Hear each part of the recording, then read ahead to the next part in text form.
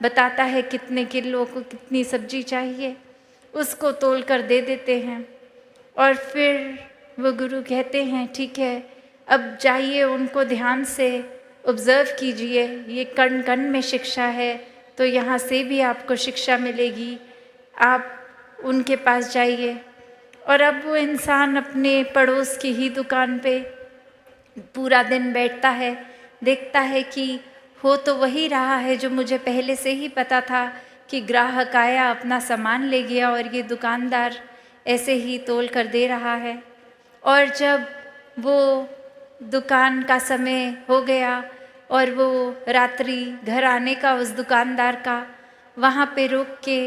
वो एक बात पूछने की कोशिश कि मेरे गुरु ने कहा है ये शिक्षा मुझे आपसे मिलेगी कि मैं कैसे बैलेंस लाइफस्टाइल में रहूं, तो ये आपकी क्रिया, इससे आप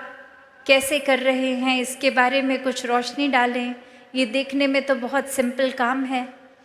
तो वो इंसान समझाता है, वो दुकानदार समझाता है अब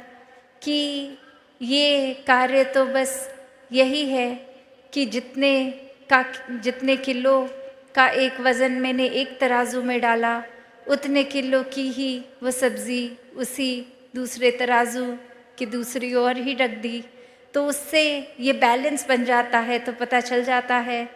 और इसी से मुझे पता है कि अगर मैं 2 किलो सब्ज़ी बेच रहा हूँ तो वो अंदाज़े से नहीं है, तो मैं किसी ग्राहक को एक चीट करके उससे